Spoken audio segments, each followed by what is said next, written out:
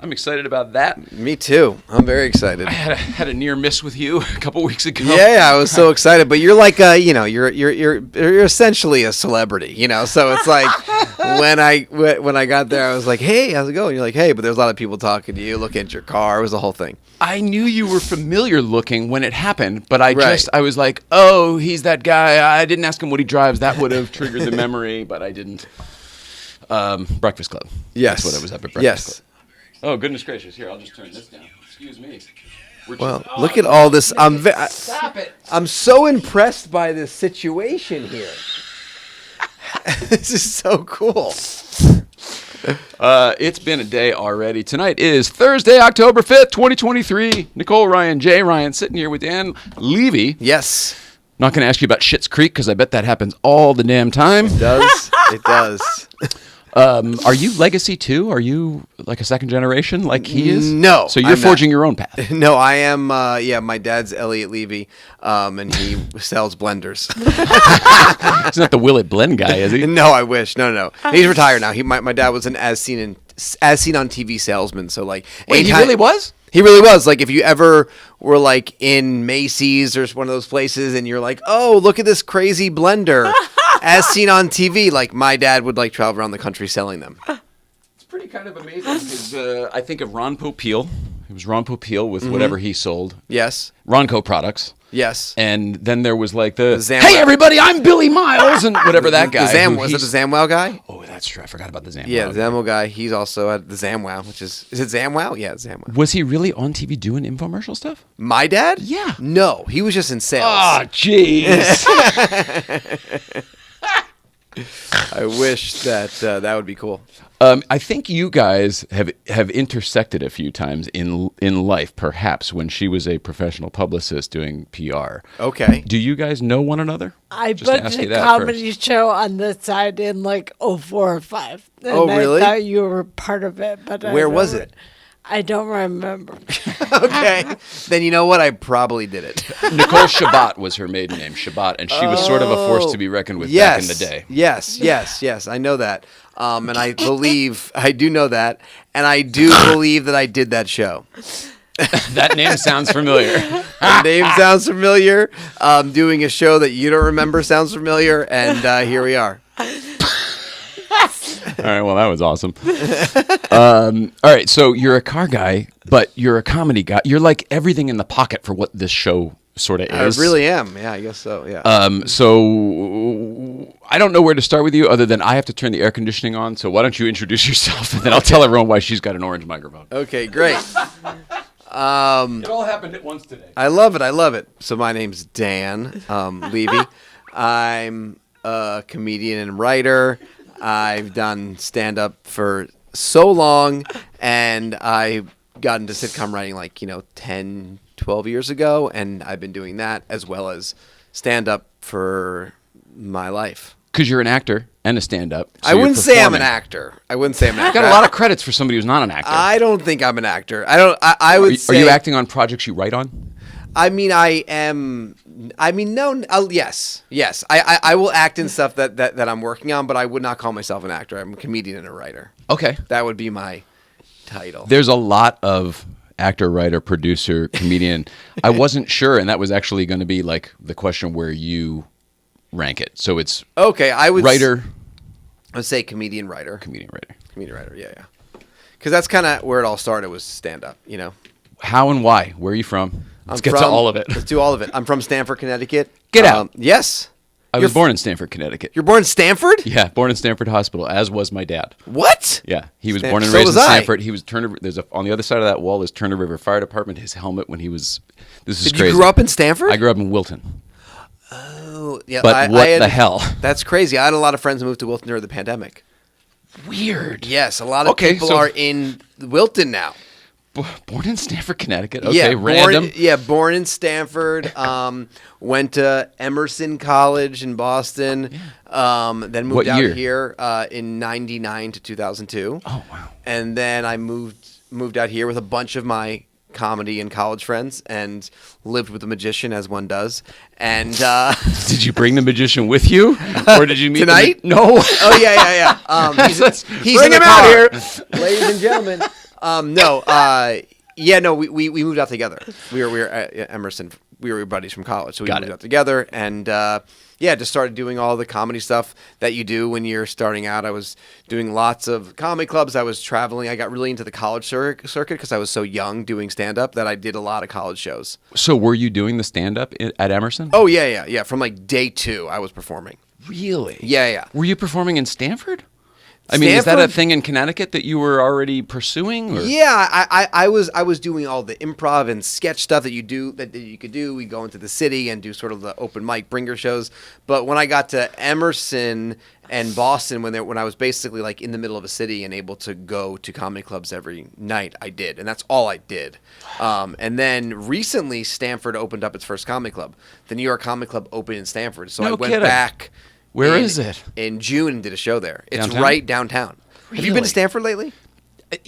From when I was a kid to when I was a young adult, it changed dramatically. From then to now, probably 10 years, I can't imagine. Oh, we drove through it, but like... Yeah, it's... like on 95, drove through it. Yeah. I loved your drive, by the way. That was fun to watch. Oh, yeah. Well, you know the places, apparently. Yeah, it was at very least the cool. Northeast. Anyways, yeah, so that was sort of how I got out here, and then just started doing all of the stuff that, you do. I was doing stand-up. I was... hosting MTV shows. They were getting canceled. I host another MTV show. It would get canceled. Then I'd host another MTV show. Andy Dick would be there. It'd get canceled. It was I worked with Andy Dick. Yeah. I worked on news radio. Wow. Yeah. That must have been awesome. I'll tell you mine if you tell me yours. Yeah, I mean, it was like so pre-Me Too, like with the way he was acting. Yeah. That everyone He was like, actually acting the way they used to act in generations way before we were in this business. Oh yeah, it was insane, and I was young and didn't really know what to make of it. But everyone, high five. Yeah, everyone's like, "Oh, great," But yeah, that was a bad show. But so you're doing MTV shows, doing but at least MTV you're shows. working. You got out here and you're working. Yeah, I was touring, and when I wasn't touring, I was like on MTV. Like the LA MTV. So there wasn't as much. Oh, it wasn't 1515 it Broadway. It wasn't TRL and anything like that. But I was, hosting this game show called Your Face or Mine. I hosted a thing called The Reality Show. I hosted Spring Break. I did a bunch of stuff that was fun. And then I was still doing stand-up. And then I got into like when the internet stuff started really happening. I sound like I'm 100, but when Crackle and Super Deluxe and College Humor started making content, I was like right there and started doing stuff. So that's really when I started writing sitcoms, because I started writing like shorts and stuff like that, and we started doing them, and then that led to me writing a sitcom for Sony, and then I sold my first sitcom, and then Whitney Cummings got a show picked up, and we're all friends from doing stand up, and then she's like, come and work on my show, and then I did, and then I was on a sitcom, and then I just kind of continued writing on sitcoms. I basically went to IMDb, and there's so many shows that I'm so interested to hear about your connections with. One is, of course, Whitney. We actually really enjoyed that show. I don't know anyone else who watched it, unfortunately, but lot of people really did. enjoyed it. What's funny about the Whitney sitcom is it was highly rated. It got picked up. It was such a long time ago. It was on after The Office. That's when it premiered. That's how long ago it was. So that show came out, and the ratings were really high because it was 2011. It was a great slot.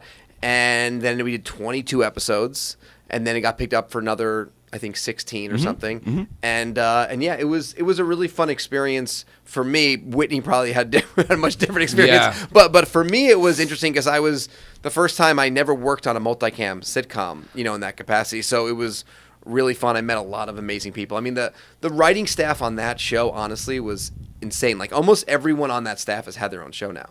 Wow. So it's pretty cool. So that was fun. It was also just like, if you guys remember that marketing blitz with her on all the billboards, it was like it was insane. Then she had a talk show also. So there was this time also when I would lot of Whitney go back and forth between like, Writing CBS Radford to then the talk show. Yeah, it was a crazy. Because you were one of her writers, you'd work on both shows. Yeah, like she's the best. So we just would always help each other out, and it was a lot of pressure to be under, So she wanted the safety net of friends. When I was, you're right. That makes a lot of sense, actually. Yeah.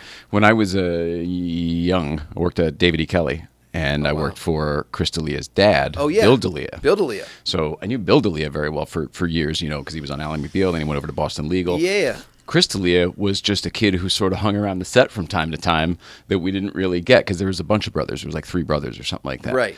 And when he showed up on television on a network show, on Whitney's show, I didn't know that they were friends and didn't follow the whole thing, but we were like glued to it because I wanted to see little D'Elia shine. And then I grew to be such a fan of Whitney through the show. I didn't know her previous to that. Oh, wow, yeah. So I found and love Whitney Cummings through her sitcom. Oh, that's amazing. Yeah, no, she's great, and her stand-up's only gotten funnier and funnier. You know, she just filmed a special. She's great. She's doing good. Yeah, she's pregnant, too. Going to be She's a mom. Pregnant, going to be a mom. Everything's happening for her. Send help. It's a good time. Yes. It's a good time. Yes. All right, so that was Whitney. All right, That was gosh, Whitney, damn. yes. And then Mulaney. Mm-hmm.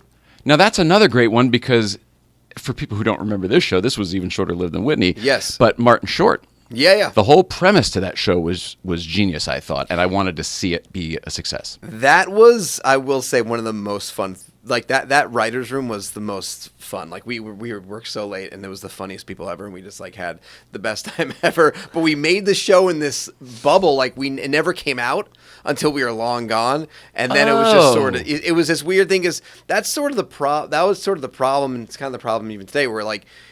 You know, it used to be you'd be making these sitcoms and you'd be getting feedback immediately. It was like kind of the closest thing to stand-up. You know, it's this like instant gratification where you're sort of like immediately knowing how they feel. In the form of ratings, but still. In the form of ratings or reviews or whatever it is. So what ends up happening is you kind of like get caught up in what you think is working, you know, and you have no idea because you're so inside of it. I mean, it happened with me too on my own show, but it's like you don't have a chance to like let sort of like everything breathe and figure out what works. And that's why like all of the best shows happen like in season 4, you know, like takes time to find the show's voice, and it's so hard to get the time now. People don't remember Cheers, Seinfeld. I mean, so many shows like that really hit their stride, like you said, seasons 3, 4. Yes.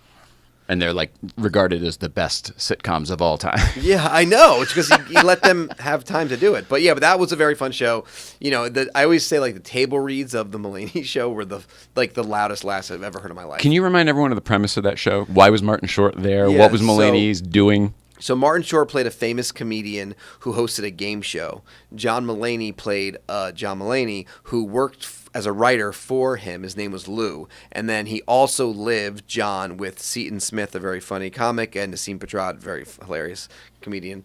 And they were roommates. And the idea was that they were all like struggling, like, you know, John and Seton were trying to become comedians, and he was sort of juggling very close to John's real life, which was like, you know, at that time, of his life was when he was like writing for TV shows and trying to make it as a comic. So it was a lot was going on, you know, but it was fun. And Martin Short was hilarious. And we had like incredible guests. I mean, Fortune Feimster played the stage manager. She was insane. Eddie Pepitone played the plant in the crowd that always got Martin Short's jokes. Like, it was an insane show. I mean, it was insane. I think the show got canceled after this table read that I think Bill Hader fucked a frog. I'm not sure if that's exactly what happened, but there was something with a frog or a turtle, and it didn't make it to ever be filmed. Killed at the table read. I thought it was for an industry show, it was very high concept. I absolutely loved it. There were smatterings of Dick Van Dyke in there, I thought, you know, the writer and following his life. Yeah. Really, really enjoyed it. Sorry it didn't go further. No, it was fun, and yeah. That's it. That's Going down the list, Goldbergs, huge hit.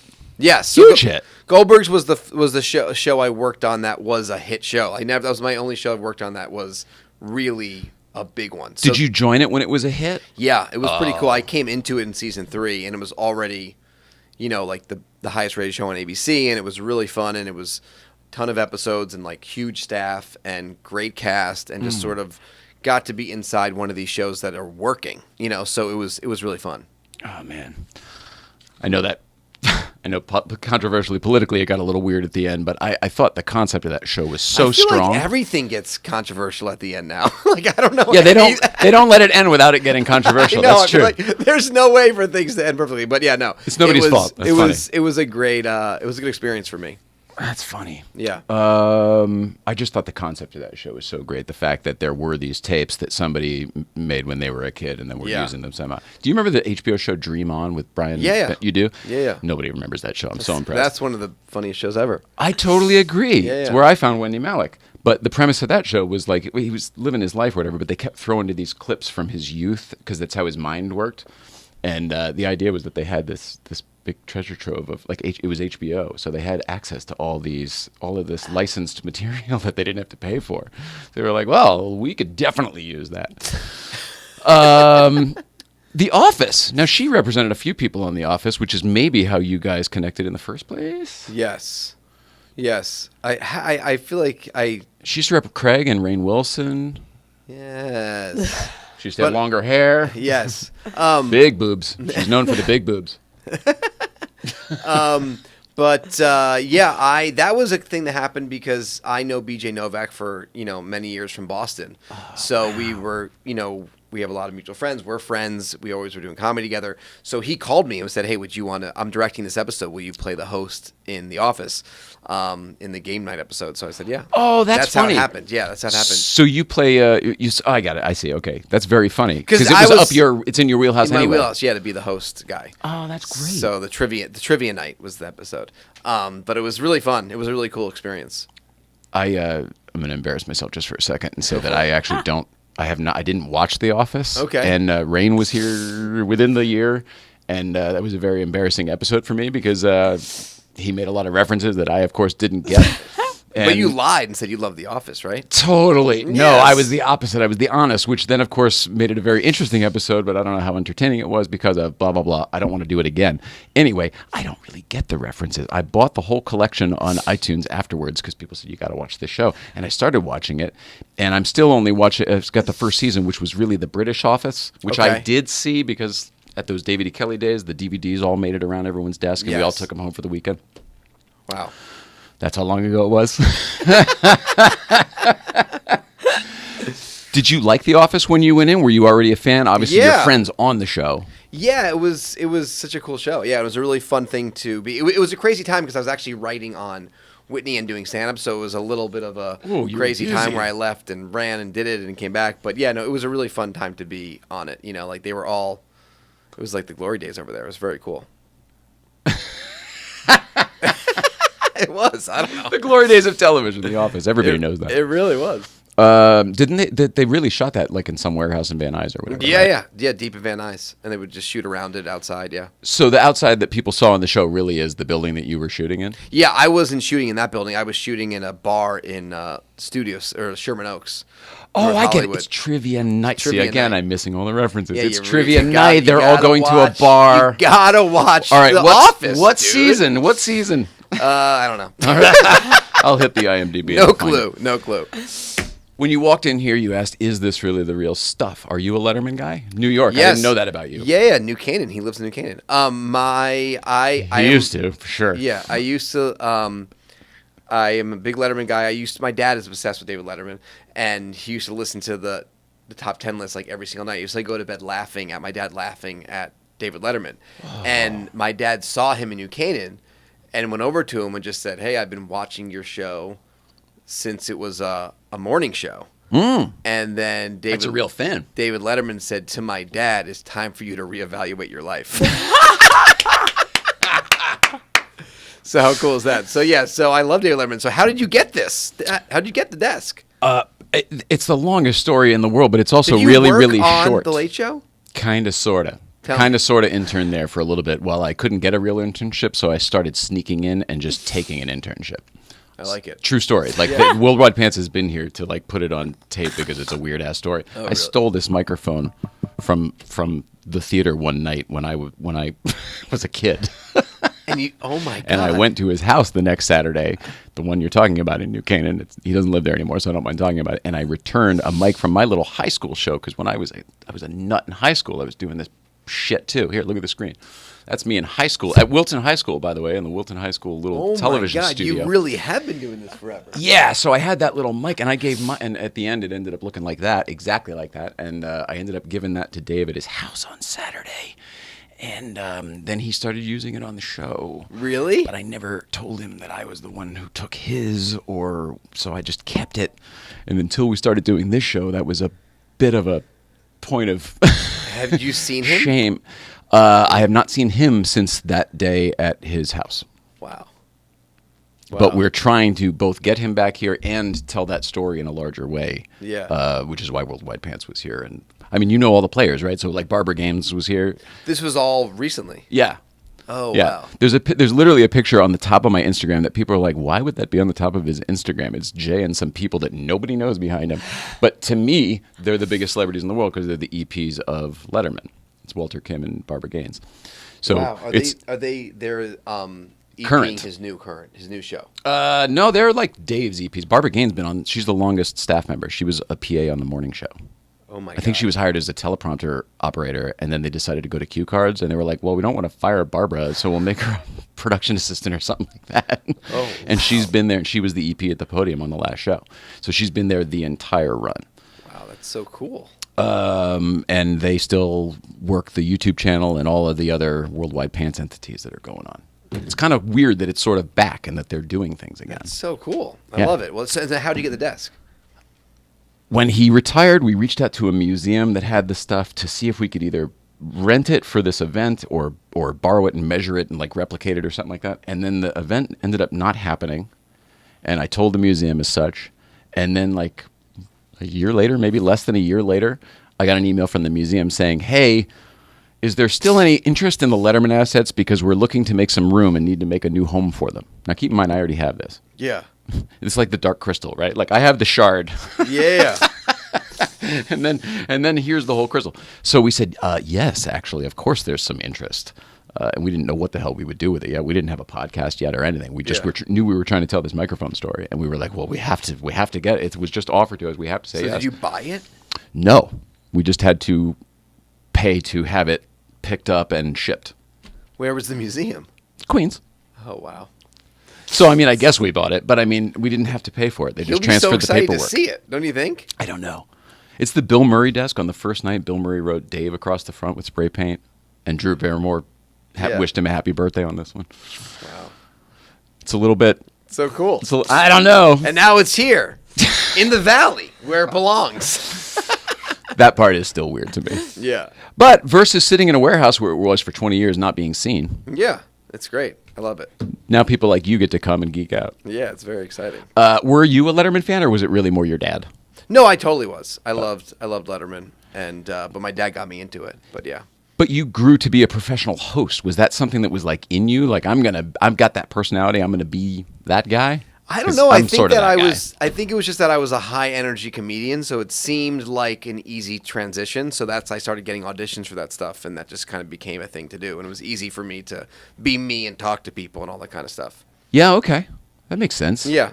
They just looked at you and like you'd be good at this. You should do it. So then I started trying to do it, and then I did have my own version of this in like 2008 for College Humor called "I Have to Go in a Minute" show that I did with my friend Todd Schulson, who's a really awesome director, and we shot a talk show that was like 2 minutes long. So I did like a one joke monologue, sat down, did like a 5-second interview with someone, and then we did a man on the street. It's hilarious. Yeah, it was funny. It was really funny, but it was so much work that we did, and it was like not a lot of money, but we just, we were like just by ourselves in New York City, and we were doing it, he was editing it, shooting it. They gave us. You would do all of that in New York City, the man on the street and everything? All of it. Yeah, that's so great. It was fun. Yeah, we had a studio in Brooklyn that College Humor got us. Mountain Dew paid for it. It sounds so much fun. Yeah, it was so fun. Is it available anywhere now? It is not. Dang. I know. We need to figure out a way to get it back up. Is it a rights issue? We don't know. Todd has them all. They're just not. College Humor sort of became a different thing. So, and it was like a commercial for Mountain Dew, and so then we just kind of got it back. Fair enough. But yeah, but it was fun to do. If I didn't have bangs during that time, in the early aughts, and look like Justin Bieber or Pete Wentz during that time, I probably would cut them all up and put them online. But I look so insane that it's not worth it. I did the pictures that are on IMDb for you very, very greatly. Oh my God, your they're looks so funny. very greatly. I mean, there's kind of a spiky look at one point. Yeah, spiky. Then I had the bangs. Then I love like trends, and I've always been into clothes and stuff like that. So it's like I was always my hair was always following the trends. Learned now that I probably should have kept it consistent, like how my hair is now throughout my time. But instead, I have these fucking insane photos. And like when I was on Comedy Central, I mean, I need to burn all those tapes. Like what? I mean, between like the big wide diesel jeans and like the graffiti T-shirt and just like hair gelled bangs, I look psychotic. It was in, man. Yeah, it was Everybody in. did It was in. It was in.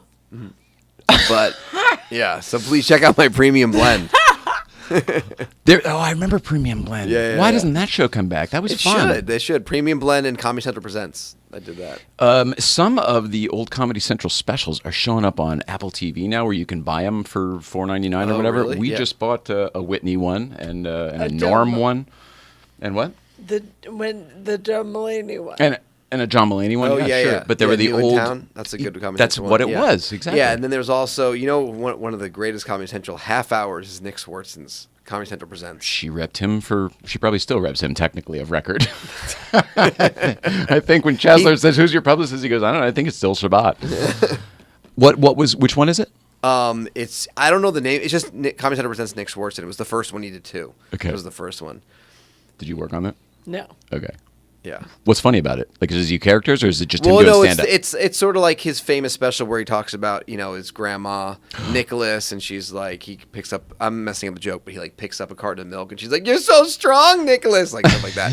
But yeah, he's so funny. I mean, Is she still alive? his grandma? Yeah. I don't know. Oh. Do you remember? Assume not. Wasn't it grandma? He was always... Yes. Yeah. And Well, yeah, 'cause his I grandma's don't His know. boy. material was going to change once. Oh, I love that movie. That movie's hilarious. It's a great movie. Yeah, yeah. So I don't know if his grandma's alive. That's a Nick question. Have we ever invited him to be here? Like, of all your old clients that have been here, I don't think we've ever actually invited him. We should. I have not. We should. All right. Nick Schwartzman. A lot of notes for tonight's episode. Watch The Office. Watch The Book Office. Nick Schwartzman. Nick Schwartzman, yeah. But you never did Letterman, but you've done late night talk show appearances as a guest. Yeah, too. I did. I did Kilborn. I did Late Show, Kilborn? Yeah. I worked on that for a spell. Oh, really? Yeah. And I did. That was the first thing I did. Then I did Corden, Late Show. Nice. And then Seth Meyers. So I've done those. Yeah. So I've Seth's done those great. shows. Yeah. 30 Rock, does that do anything for you, being the antenna to the world in the center of New York City? Yeah, it was exciting. It felt I did that show there like in December, so it was like Christmas time, and it was really intense energy. It was fun. I never like being in LA for most of like my 20s and when I really was doing the most with my career in the beginning of it. Like it wasn't like I think a lot of New York comics, that's all they want is the 30 Rock thing, and like for me it still is like a special magical place, but it wasn't a thing that I was like striving for like so many other comics I think in New York. It's like you knew exactly what I was asking. Yeah. For sure. For me, it's still it's the antenna to the world. It's like this weird godlike building of I want to work in there. And I started in that building, by the way, at Yeah. Saturday Night Live and stuff. But I'm like, I want to go back. Yeah, you gotta go So back. bizarre. I wonder why it's special to some people and not to others. It's still so special. I mean, if you're a fan of show business, and TV and comedy, it's an amazing place. History. History. Yeah. That's what's so cool. That's what I love about the lots and stuff here. It's like, I love like, people always make fun of me. Like I'm like a big fan of show business. So like, I love like driving onto a lot, doing all back these lot things, and all the back that, lot, yeah. all that stuff. Yeah, it's so fun for me. All right, so we do a line in that. Are you a nerd? Like, are you a nerd outside of... I wouldn't say I'm a nerd. I feel like How about this? What makes a nerd? Maybe we'll do that. Well, I feel like the nerd thing has gotten overdone, where it used to be like when people, like I'm a big collector of things, so like I have like a lot of vintage T-shirts. I have a lot of sneakers. That was sort of like the beginning of my like collecting. Like 20 plus years ago, I started like getting very into sneakers. But then the sneaker world has become oversaturated, and it's become sort of like a way that people could just buy sneakers now as sort of like a flex, as the kids say, where it's like it used to be a thing where you'd wait online, you would know about it. Yes. Now with social media and like just sort of celebrity culture and pop culture being just one thing, it's very easy for people to know like what is a thing that someone has that is worth something. And I think like what was cool about sneakers is that in the beginning it was very hard to know like what was coming out. You had to be a big fan of like the specific sneakers. You had to know like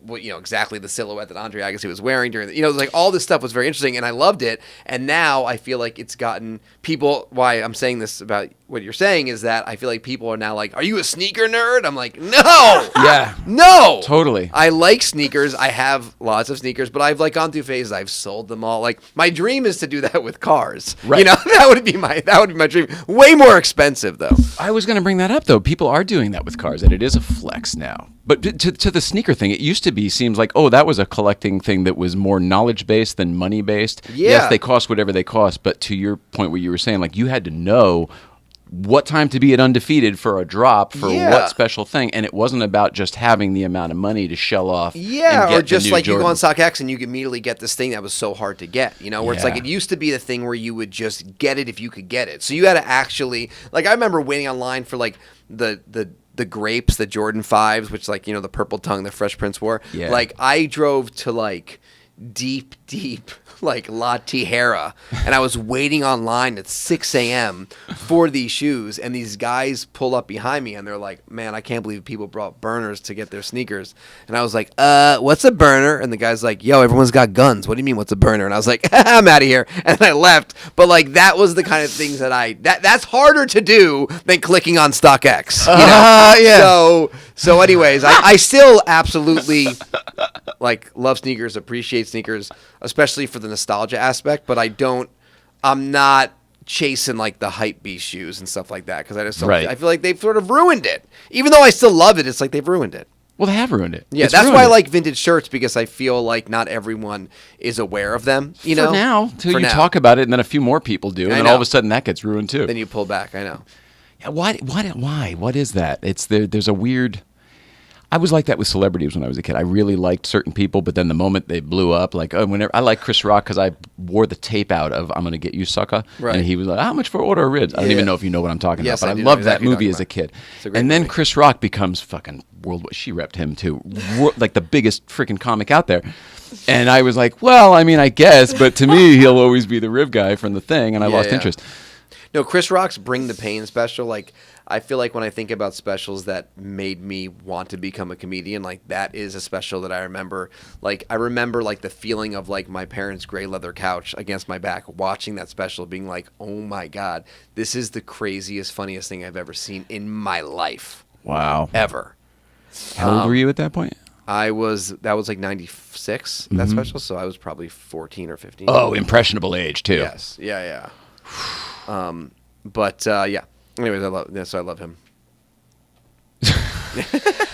It wasn't. I'm sorry. I'm the word that is. That wasn't supposed to be about Chris Rock at all. It was supposed to be about how losing interest in the trends once they become popular. Yeah, that's the truth of that. That's what it is. You know, it's like so you're constantly trying to find like unique interests, you know? Yes. Because you don't want... I've you just carved don't out a wanna- little niche here. You just don't want to share interests with someone who's lame. You know, like That's the crux of it. that's the problem. Oh, but that's a tricky thing. It's a tricky now, thing. We're all such judging judgersons. It's true. It's true. Because you're right. I don't want to like it if he likes it. I know. 'Cause But I'm I not sure also how I am feel like, about hey, him. I liked it first, you know? But I will say, like, competitive nature. you're a big Porsche guy, like a big car guy, which I love watching and seeing. See, this is where I would have said that back in the day. But now, when you sidle up next to somebody at a cocktail party and they go, "Oh, you're a car guy?" And I go, "No." no, I'm not. Really? Yeah, 'Cause because I don't the last think thing I want to do is talk about it. I like enjoying it. I don't want to, well, how many horsepower do you have? Oh, I just got mine waxed. Holy shit. Right. Yeah. Can't yeah. stand it. Yeah. But okay. Well, You're then- like, oh, well, that's what I was going to talk about. No, I wasn't gonna talk about that. But I was saying that I feel like I'm just like getting into it. You know, like I don't feel like I'm someone I wouldn't call myself a car guy. Just like I'm so into it. I love watching all the Instagrams, like figuring everything out. But all right, let's back it up. You drive a cool car. What's your car? 911. A 992. Yes. A new one. Yeah. I found out about you through my friend Reggie, who goes, "Oh, I met another comedian who drives a 992, and I saw him at a show, and he seemed really cool, so I invited him to the thing." This is like my introduction to you. Yeah. So but I love Reggie Through Watts. Reggie Watts. Yeah, we were on a college humor tour together, like in 2007, and we had a really fun time. I love him, and I saw him obviously when he did the Late Show, but he's the greatest. I mean, he's one of the most talented people ever. I couldn't agree more. Yeah. His brain excites me in every way. Like He has he's just two cars. He has the electric Porsche, And he's Well, got the Late Late Show. Reggie Watts had 2 cars. I don't know what he's doing now. I know Right. he's working his ass off on the road, probably to keep those cars, because that's the responsible thing to do. And I know he wants to keep both Yes. those cars. But Yeah. we've also had the conversation of like, hey man, I mean, I don't know if I should keep all of these cars. Well, I mean, I definitely, logistically for my life, my car makes 0 sense. I mean, I don't know. TV writer, you're out here out on the coast having a few laughs. No, that part of my life is fine, but I also have like 3 kids. You can't fit 3 kids in that car. I forgot. You're right. You're a whole family. I'm a whole family. Oh. No. Career-wise, it's the perfect car. Like driving to Comedy Magic Club, hoping to run into Jay Leno. I know he's been here, but like I love all that. Trying to meet Spike or Jerry while I'm parking. Like that'd be my dream. But trying to trying to carpool, like no one's coming. I'm like, get away from my car. Everyone get away from my car. I have a 2-year-old. She's never going to be in this car. She's never going to go in the car. She'll never even see it. She's never going to see it. She by the time she's old enough to go in the car, I would have already probably sold it. Because I need a station wagon. That's what I need. Well, how are you with the Taycons? I mean, there's no comparison to a 911, so you really can't compare anything. But what about a Taycan Gran Turismo wagon? They're pretty cool, right? They're pretty cool, but I feel like not you. I don't know. I would do it if my wife put a gun to my head, which is probably soon. But I would like to be able to just drive that car around and then sometimes take the other car. Is your 911 automatic manual or PDK? It's PDK. Okay, and what color? Black. Okay, black interior too. Yep. Oh, it's a perfect car for the industry. Gee whiz. That is the Hollywood executive car of the ages. A black on black 911. It's a hardtop though, right? It's a coupe. Yep. Oh, okay. Well, that's some street cred there. Yeah. Thank you. I also have What made you buy that car? I have the dual exhaust package too, which is pretty cool. Oh, the sports chromo package. Oh, that's very nice. So that's fun. Did you buy yours? Did you spec it new? I spec'd it new with my friend Aram, who is a car guy. So I was looking. Basically, here's my car story. I had a A7 during the pandemic, right? Oh, that's a great car. Before the pandemic, that was like my car. I love that car so much. Then during the pandemic, That's what Uncle Brad had. That really long. Looks like a coupe, but it's a sedan. But it's yeah, really I long love it. and It's super swoopy. long. It was so cool. I had that car, and I was like, I love this car so much. Then the pandemic happens. My friend's like, you got to sell your car. All the cars' numbers are going to drop. And I was like, okay. Oh, no. So then That's a terrible advice. I know. Well, it was in the beginning. Like, no one was really sure what was going on. Okay. So then I sell this car, and then I'm like, I'm just going to wait until the car prices drop, and I'm going to get a cool car. And then I was very wrong. Meanwhile, this friend like flips cars, sells cars. That's kind of his hobby, like he just does it all the time. He was selling like the RS, like he was selling. So all if this you stuff. stay active, you don't win really or lose money on Right, it. he just keeps kept on going, right. And then meanwhile, don't have a car. I'm freaking And the out. prices are going. Prices are through the going roof. up, and then I'm looking, and we're trying to and then I always wanted to get like the Porsche. Like I always wanted that car, So I was like looking around. It was just getting impossible. The prices were out of control. I mean, they're still out of control, even more now. But they were just getting out of control. So then I was like, So then he was like, the only way to do it is just to spec it out and figure it out. And there was like a year wait, Yeah. So we just did it. And in my mind, I was like, I'm just not going to get it when it comes. I'll just bail. I'll get Sell scared. the allocation kind of thing. Yeah, I'll get scared and bail. And then he went with me, and I didn't. And the best All you have part to do is see it, right? I know. The best part was that as I was driving back, I sent a picture to my wife, and she texts me as I'm driving on the 101 from Woodland Hills. She goes, "It's only 2 doors."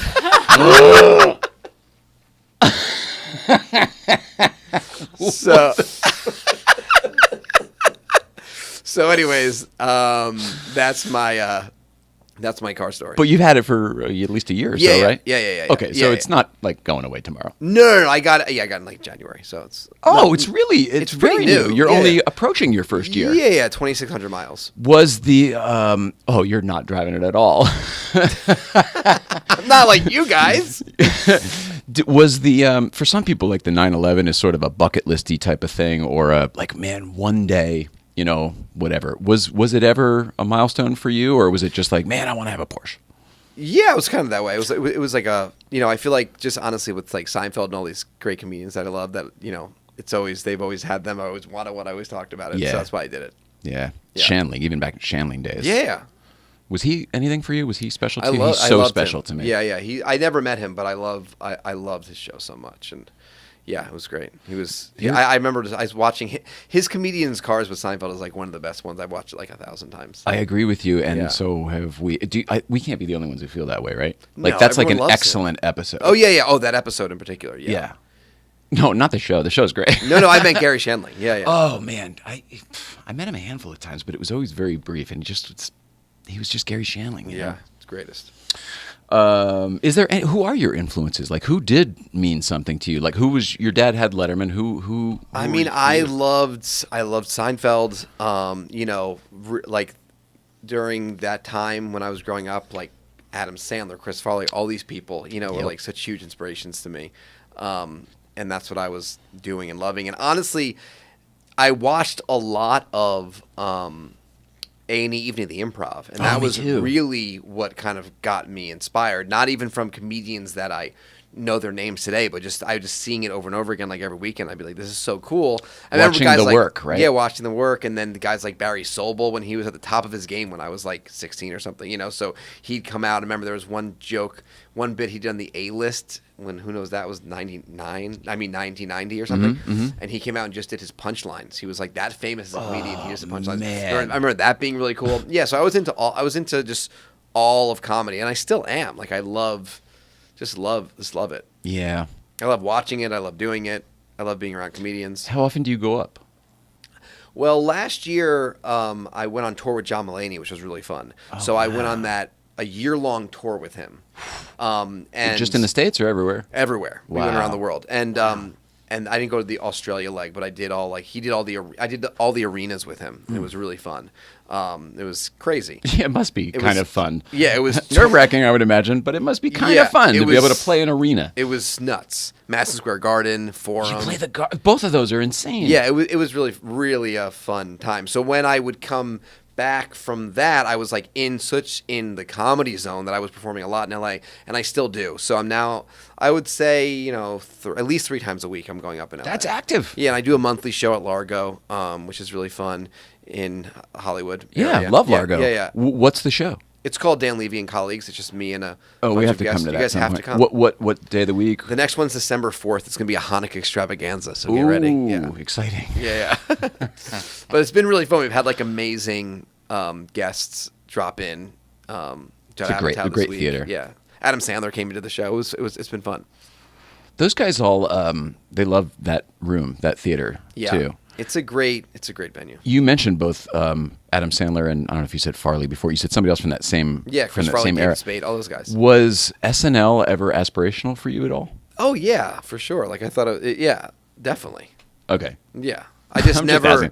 That's the 30 Rock thing again. You know what I mean? Yeah, to me, all of the shows that were in that building are like extra special for some reason. Yeah. And Saturday Night Live just was magical. And the Rosie O'Donnell show too. I worked on that.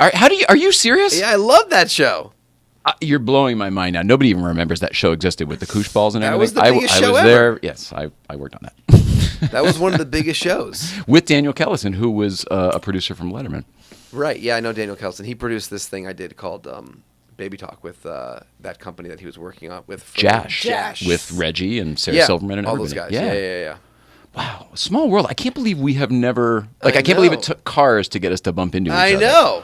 I know. It's so funny. What are you working on now? Are you do you do development for your own stuff? You said you've sold your own sitcoms. Yeah, I just am now. I recently shot a pilot with Natasha Leggero called Roast My House, where we walk around open houses and make fun of them. Hilarious. Because I also love houses. Hilarious. So we did a show during the pandemic called Comedians on Couches.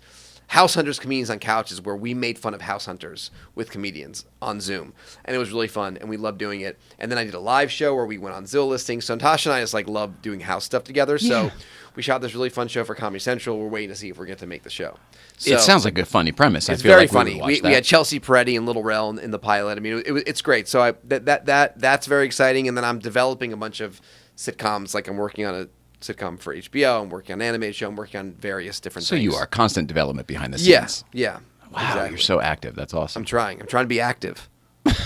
Trying to keep this car. They say you got to be active. I mean, the strike has affected everyone. At least the WGA portion is wrapping up. Hopefully the SAG one will too, and everyone can just get back to work. Has it affected you in any way? Oh yeah, like I had, for sure, because I was in the sort of on the, I don't know even what you say. I was just like on the 1 yard line for like a bunch of different things, and 5 months went by, and just like 2 things have been completely. I got called in the middle of the strike. That was like, hey, that thing you were working on is dead.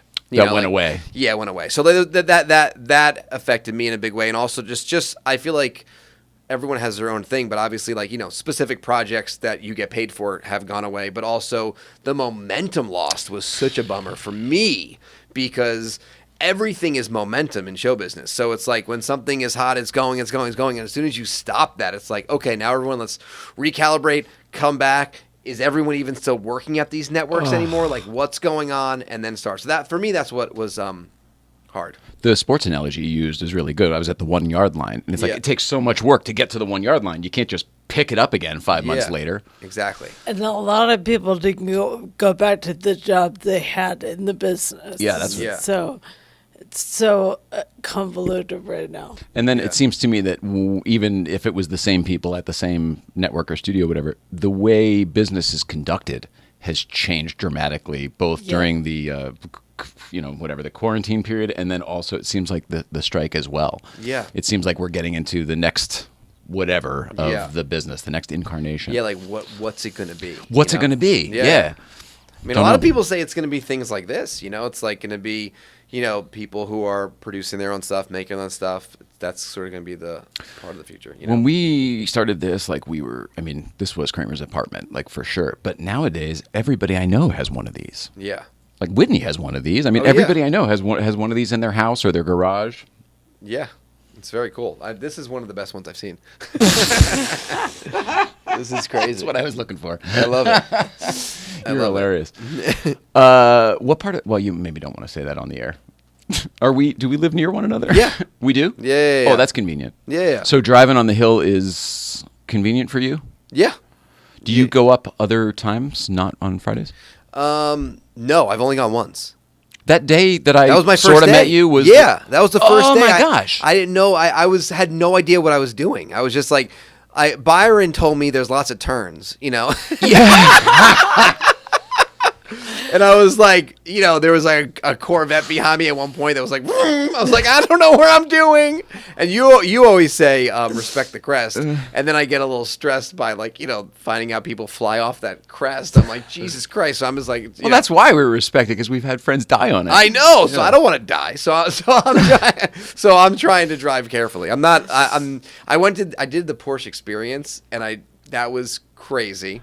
And in a 911. In a GT3. Ooh. And a Turbo S. Oh, you did a few of them. Yeah, so we drove around, and I did the launch mode in the Turbo S, and I went so fast that I got nauseous, had to get out of the car and drink ginger ale. Now, I've heard of people making their passengers sick. You, the driver, made yourself sick. Yeah. Because I never raced on a track before, so I was like racing around the track, and then they're like, "You want to do launch mode?" I was like, "Sure." I see. It was all the motion, all of those G's and different things, the axes you're not used to splashing your brain around. Yeah, the G-force. That's what it's called, right? Mm-hmm. Yeah. So that's what that guy said. He's like, "Are you okay? The G-force is pretty intense." But I was like, "Oh, really? Going 134 miles an hour for 25 seconds?" It's like, it was nuts. I got it. Yeah. So you splashed your brain around a little bit. Yeah, splashed my brain around a little bit, but it was very fun. I want to do it now. I want to go again, just take Dramamine and just be ready for it. Yeah, I think you would. I think you wouldn't need anything now that you know what to expect. Yeah. I think you'd be fine. Yeah, that was, and I did a little bit of the manual action too, which was fun. What does that mean? The paddles. Oh, you started using the paddles? Yeah. The manual action. I got it. There's no judgment there. No judgment there. All of the race cars. I do want to learn how to drive stick shift. I don't know how to drive stick shift. Well, I mean, you spent some time in Boston and then Los Angeles. I can understand not doing the whole... Yeah. See, I was right on Route 7, so I used to bust up to Lime Rock all the time. And just figure it out.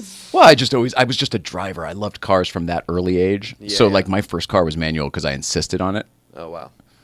My dad was like, you don't want a standard transmission car. I was like, no. He's like, no, you have to shift that all the time. I was like, no, I know. Everyone says that your car is the car, though. Like Thank you. Your car is the greatest. Like took a lot of work. Dom said that your car is the best Porsche he's ever driven. I have to. All the credit goes to TLG, obviously, right? Because TLG built our car. So shout out to TLG. But I think really just it comes down to people are surprised when they drive it because it sort of just looks like a regular 997 from the outside. I think when people modify their cars, most people kind of start with like, oh, the looks, like put the GT3 front and the wing on it and all the other stuffs and fancy wheels and whatever. And we kind of didn't do any of that stuff. So I think people kind of just think it's a normal one and then they get in it and it drives not like a normal one. And maybe that's where the surprise and praise comes from. Right. But TLG did Do you one hell drive of a job. fast? I mean, it's all relative, right? I don't know how to answer that question. I don't think so. Okay. She looked at me. Well, because again, it's all relative. You guys are flying around the country. I mean, 11,100 miles in 31 days, but we had a lot of down days there. We did. Yeah, I don't know. I mean, probably faster than you. Yeah, okay, sure. yeah, probably more comfortable with it then. Yes. Like, what's your average speed on the Crest? Oh, I don't know. 55? Right? Somewhere in there. How fast has this car gone? Ever? Yeah, like how fast have you gotten it to go? I don't know. I don't think Porsches are electronically limited like BMWs and such. I don't know. Pretty fast. Yeah. I definitely have gone faster in the yellow car than we've gone in any of the BMWs because of not having that speed limit thing. Right. I don't know. I bet your car is way faster in every possible way. It's just that what we're chasing is this old-fashioned sort of analog experience, and yours is like a brand new computer spaceship that'll just bend physics.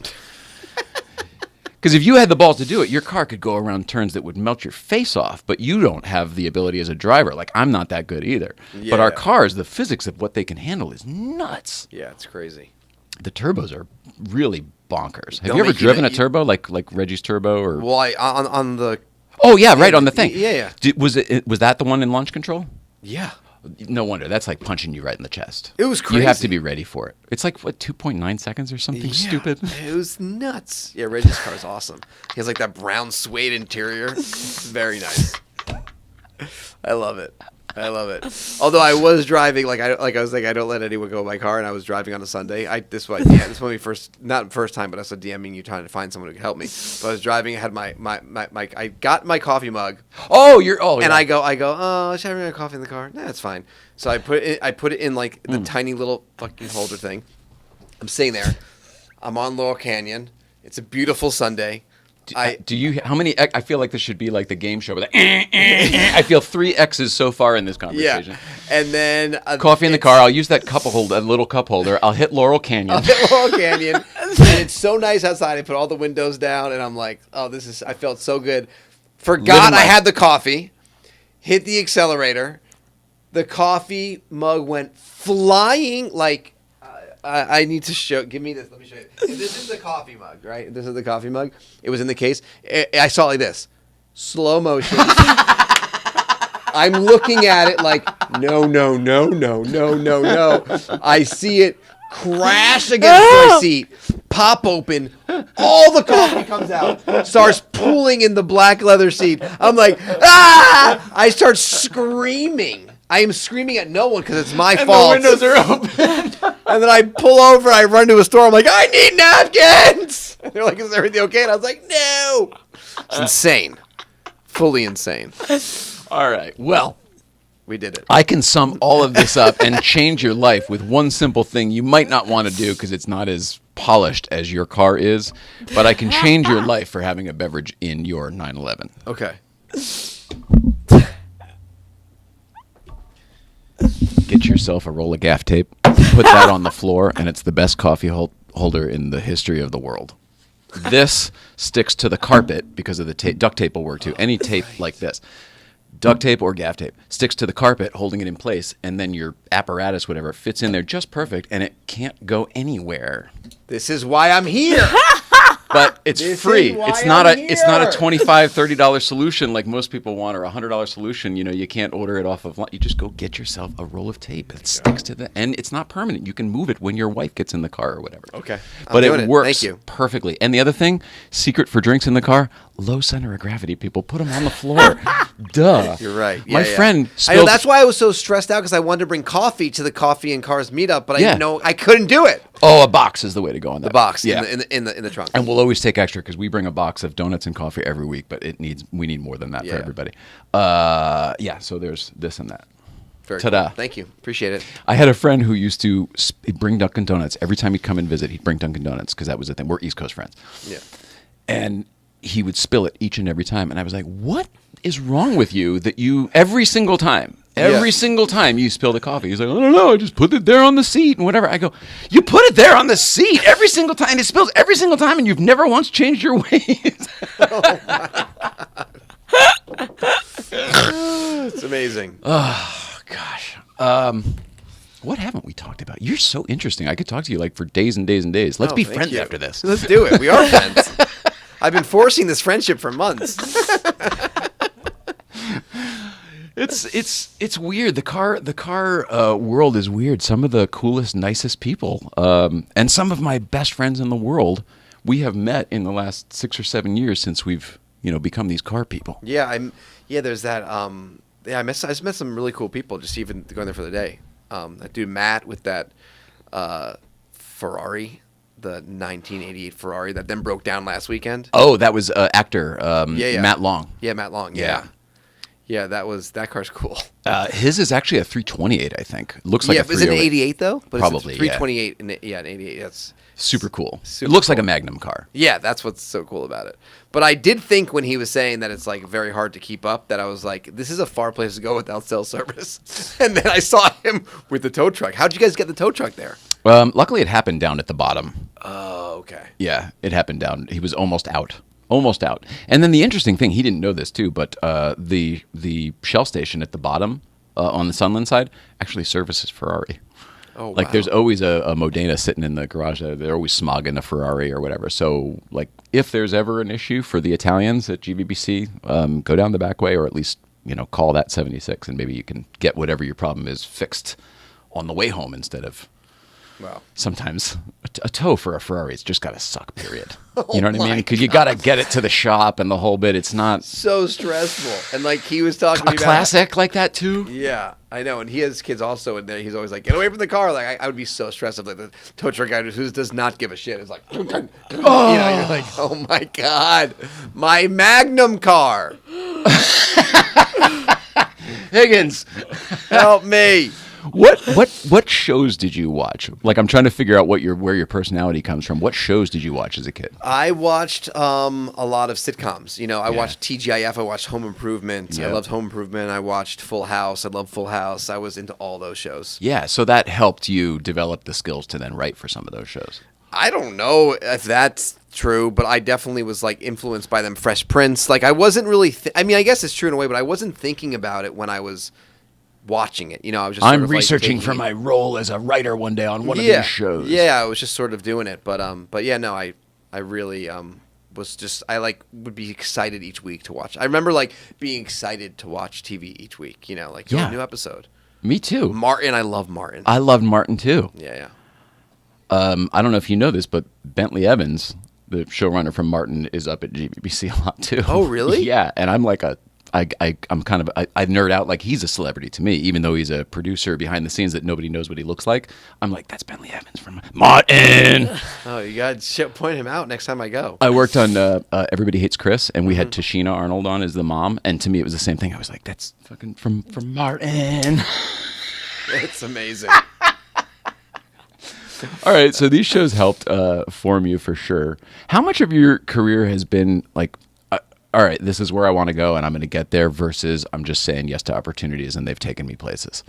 I think like I've just been sort of always just so focused since I'm like, my bar mitzvah theme was stand-up comedy. So it's like I've been wanting to do this for so long that it's just, this is all I've ever wanted to do is like comedy and show business and all of it. So I've just been sort of following that light, So it's just been sort of the stand-up led to like TV writing, led to producing TV shows. When I had my own sitcom a couple of years ago. What was it called? It was called Indebted. It was on NBC. Okay. And when I was doing that show, I was like running it, I was writing it, and I had this amazing cast, and then we had this live audience, So like for me, that was sort of like everything coming together, Right. Because it was that sort of instant gratification of stand-up jokes immediately, Yeah. Just being around funny people all day, amazing actors. It was a really fun experience. It was very stressful, but it was fun. So I feel like that. So I'm looking forward to doing something like that again. So you know exactly how Whitney felt. Yeah. You said earlier, you're like, I don't know how she felt during that time. You know exactly how she felt. Yeah, but I during wasn't that on time. my show. She was on the show, and she was being Oh, attacked. I see. She was being attacked, like how she looked, like all that kind of stuff. Where I on the show, on the Indebted show, I was on in. I put myself in the show as like a funny thing as Cousin Dan, but I wasn't like the star, the face of the show. Got it. Was it. Like Adam Pally and Fran Drescher and Steven Weber and all of them. So I loved that show. That was a Yeah. great show. Thank you. It was canceled. Yeah, I'm sorry about that. No, Steven Weber and Fran Drescher, that was a great combo. Yeah, the cast. The was chemistry awesome. was It awesome. was so fun. It was a lot of fun. Wow. You know what? And then there was other things from the IMDb too. Speaking of which, Enlightened. I actually enjoyed that show as well. That was the Laura Dern vehicle, right? Yes, I was a very small role in that show. I thought they were actually trying to do something like The Office a little bit. They were trying to have some people in the office that would be like kind of like comedic people. So me and my buddy were doing that, but we were not. We were edited severely out of that show. Oh, Which really? makes sense because it wasn't necessarily like Not that kind of show. it's No. not that kind of show. But we were like, we had bits where we like did stuff with like Nerf guns and stuff. They were probably like, this is not the show. But I appreciated it. I love Mike White. That's hilarious. You have done the, Mike White? I've worked with them. Yeah. There you go. There you go. You did the What the Fuck with Mark Maron podcast. That's like the podcast in Yeah. the world as far as I'm concerned. I know people, Joe Rogan and everything. I still think, what the fuck? Yeah, no, Mark Maron is the first one to do it. He was the guy. I mean, I guess Rogan started this around the same time, but that for Mark that Maron type of podcast, show. Yeah, he's great. I mean, he's great. How was that? Did you go to the garage and all that? Yeah, I did it. I did the whole thing. I mean, I've known Mark, from stand up throughout the years, so it was fun to sit down and just talk to him about everything. Yeah. But yeah, he's great. Good interviewer. I really liked it. But he did it from his garage, right? I don't know if he still does, but like Well, back this in was when he moved, so he was in his new house, so it was like in I his see. office. I gotcha. It was sort of set up like this. Does he still do it? Oh, You yeah. know? He does? Okay. Yeah, still does it. I don't know what you do. After you get Letterman and Obama, I don't know what. I mean, who else do you talk Yeah, to? that one. Me again. Yeah, that's right. Well, and returning again for his third appearance. Dude, Jeopardy? You were a real contestant on Jeopardy? No. Oh, okay. Were you a contestant on Jeopardy? Never. Really? Yeah. Is that on your IMDb as self? No. Is it a joke? No. It might. Did I look at the wrong thing? Unless Dan Levy was on Jeopardy, I don't think he was. Holy shit. That didn't even occur to me. Yeah. Unless he. Sometimes our credits get mixed up, but I don't know. I don't think he was on Jeopardy. They're spelled the same, too, right? It's just pronounced differently. Yeah. Levy and Levy? Levy and Levy. Yeah. It's hilarious. That must happen a lot. Oh my god. Yeah. I mean, I have to do jokes. I've done so many jokes about it. It's like. Really? Oh yeah, it's so funny. I mean, we're friends because a lot of times we will get emails sent to each other for different things. He'll sometimes Different accidentally- offers? just like emails, just like random emails. And sometimes he's done like he's voice memoed himself, but sent to me being like, I'm parking on P2, like stuff like that, So it's fully ridiculous, but it's hilarious. I mean, and there was one time last year we were both staying at the same hotel, and basically the hotel. The person at the hotel desk brain exploded. They were so confused. They could have. They're like, "Aren't you already here?" Oh my gosh. It was so funny. So we met up and had a beer and talked about it, and it always happens. Like Blew he'll everyone's mind. text me and be like, "Hey, are you in Vegas?" I'm like, "No," and he's like, "There's another Dan Levy here." And I was like, A "We got third. I was like, "We got." Oh, there's so many. Of course. There's like 1,000. I did a show with Brett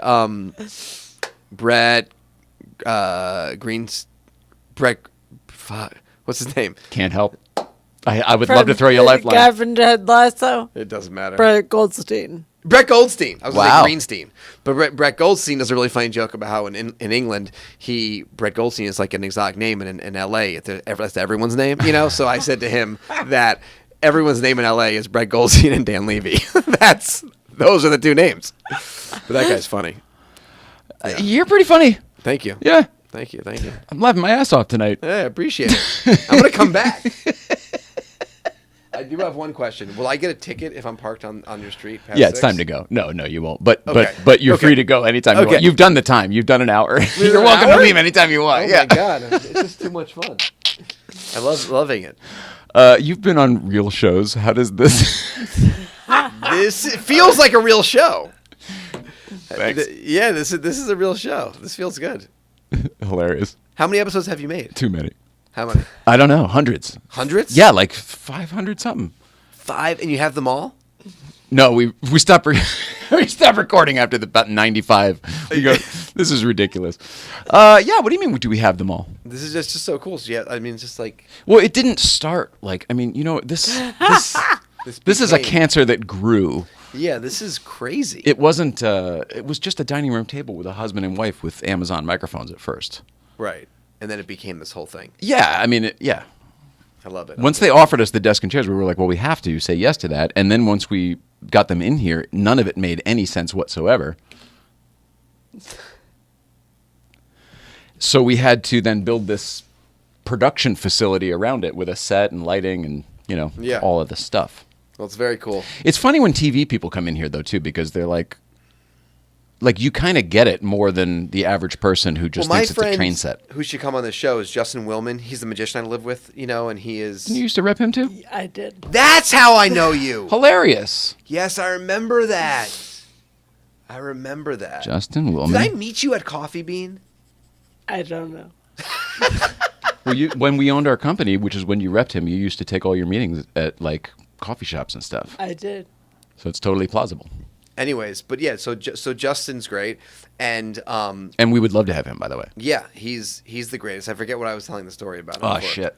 What were we talking about? Oh, this is what the story is. Okay. So during the pandemic, Justin built a studio for Zoom because people were Zooming like shows, and he had this massive Zoom show that he was doing. It was so awesome, and he built a studio in North Hollywood, and it was the first time I saw something like this. And then, unfortunately, pandemic's over. He's like, who wants more Zoom shows? They're like, no one forever. Oh, yeah. But he has this amazing space. I think he still does like Zooms and stuff like that. But he had like a working, like you, like pressing buttons, doing all this stuff. It was very cool. It's weird when you turn your dining room into like an actual production space. Yeah. It's a little bit much. Yeah. But I will have to go because I do have to pick up my kids, I'm just realizing. Good. Dude, thank you so much for being here. I don't know when we'll see you at Breakfast Club next, but please come up again. Hopefully next Friday. Awesome. Yeah. I'm around if you need any more car advice. I do. Keep sending DMs, all good. I will. I hope they won't spill any more coffee. I'm glad you got hooked up with Dom's Garage. He's fantastic. He's He awesome. really is great. Nice guy and does excellent work. Yeah. How do people follow you? Are we plugging anything? Come follow me on Instagram at Dan Levy Show. That's really where all my stuff is. That connects to like my TikToks and my all other stuff. And I have that show in LA. If you live in LA, come to Largo December 4th. You could get tickets now on largo.com. And it's every month. This next one is December 4th. Yes. So if you missed that one, check out early January, early Exactly. February, and Yes. so on and so forth. I love it. Awesome. Thanks so much, dude. Thank you guys. Appreciate you coming in. So good to see you. good to see you. I definitely met your coffee bean. now it's all coming back. Thanks, man. Thank you. It's so cool. Awesome. Dan Levy, everybody. Oh, he's going to take. Are you taking pictures? Yeah, it's very. You're welcome. Yeah, go ahead. Let's see. So I wanted to tell everybody why you have an orange microphone there. It is October, everybody. October is Multiple Sclerosis Awareness Month. And our friends at Telefunken, who sponsor all our fine audio gear on the show here, they sent an orange. It's the same microphone you normally use. It's an M80, but it's orange for the month of October. And that's why. So if you would like to make a donation to the Autoimmunity Fund, actually, I'm going to read this whole thing here. Thank you for tuning in to Late Night Playset. If you like the show this evening, please subscribe and share with your friends. We'd also love to hear from you, so please leave us a comment and tell us what you thought of tonight's episode. It really helps us grow our audience and reach more people like you. If you want to make a direct contribution, please donate it to our website at autoimmunityfoundation.org and support multiple sclerosis awareness. The missus here does her part as much as she can, but it's sort of a team effort. We all need to do our parts. So I'm telling you about it now, and your job is to donate, and I don't know how it all works. Tell your friends about MS and don't get it. And I'll show you. That's right. You'll be the visual aid. How are you doing? I know the answer, but tell them. Not good. Yeah, it's been pretty horrible lately. Pretty awful, and I see how much stress plays a part because everything that had paperwork is messed up now. I have to redo everything, so it's taken a toll. Yeah, health stuff-wise, like medical paperwork and all that stuff, insurance and everything, yeah. Well, I posted a thing the other day, and a lot of people have commented on it. Did you see? What? Just a picture of you smiling or something, but the amount of support that's out there for you is pretty outrageous. Pretty awesome. 70 comments and 785 likes on that, just on that one alone. And there were a few people are loving you. So I don't know if that. I mean, it can't hurt. I don't know if that helps you or if you feel it or not, but I hope that it helps. I just get so distracted, but I hurt like my neck right now, but. It helps a lot to know that people are out there that pay attention. So that's what the orange mic is about. Also, iPhone 11 Pro or newer. iPhone 11 or newer. If you have an old iPhone in your desk drawer or something, if it's an iPhone 12, that would be great. If you're not using it, we would love to use it for a bit. We need two, technically, would be great, and that will get us back up and running on everything. But iPhone Pro 11 or newer, we are looking for some donations. And I could even give you an older one back if you just want to keep an old iPhone in the drawer. Some of ours have timed out, and we can't use them in the studio anymore, so we need newer stuff. I think that's what's going on. There is more to tell, but we will do it next week. I want to share some information next week about the show, the other show that we're working on and that I'm hosting. So thank you very much to Dan Levy tonight. Thank you to you always. Thank you to you at home. Tomorrow we're up at GVBC, and next week we're back here on Tuesday with Sasha. SoCal Cars will be here promoting her new car event. So that's what's going on. All right. We love everybody. Please love one another, and we'll see you out there.